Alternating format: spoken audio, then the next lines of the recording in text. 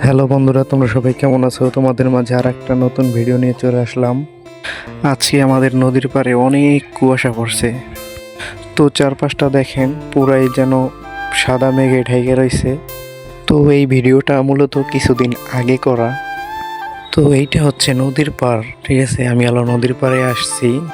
তো এত বেশি কুয়াশা পড়ছে যে নদীর পানি পর্যন্ত দেখা যায় না। তো আমি হাঁটতে হাঁটতে নদীর পাড়ে যাইতেছি আর চারিদিকটা ঘুরে দেখতেছি। আমার দ্বারা বেশ ভালোই লাগতেছে। তো এই দেখেন নদীর পাড়ের অবস্থা, আশপাশে একটা লোকও দেখা যায় না, শুধু আমি। অন্যান্য সময়ে এই টাইমে নদীর পাড়ে লোক থাকে। তো আজকে অনেক কুয়াশা পড়ছে, যে কারণে লোকজন বের হয় নাই। আর যে শীত, তো আকাশের দিকে তাকাই দেখি সূর্য উঠছেনি, কিছুই দেখা যায় না।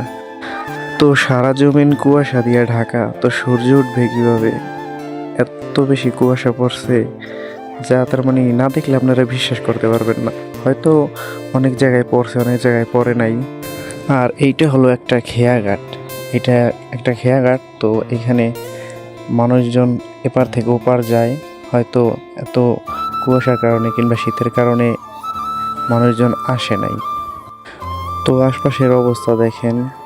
আর এই নদীটা বেশি বড় না, এপার থেকে ওপার দেখা যায়। তো কুয়াশার কারণে মনে হইতেছে যে সাগর পাড়ে দাঁড়াই আছি, কিচ্ছু দেখা যায় না এপার থেকে ওপার। তো অনেক বেশি শীত করতেছে, যে এত শীতের ভিতরে এখানে দাঁড়াই থাকা আর সম্ভব হইতেছে না আমার পক্ষে। তো চারপাশটা আর একটু উপভোগ করলাম, তারপরে এখান থেকে চলে আসলাম।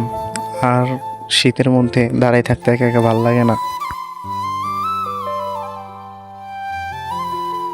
তো এইটা হচ্ছে একেবারে মাদারীপুর জেলার শেষ সীমানা। আর তার পাশে গোপালগঞ্জ জেলা। আর আমরা হচ্ছি মাদারীপুরের ভিতরে।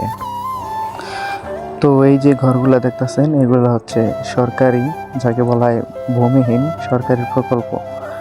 তো এখান থেকে উপরে আসতেই আমার একটা প্রিয় জিনিসের সাথে দেখা হয়ে গেল। এই যে দেখেন, ওই তার মানে আমারে দেখলেই যে তাই থাকুক, আমার কাছে চলে আসবে।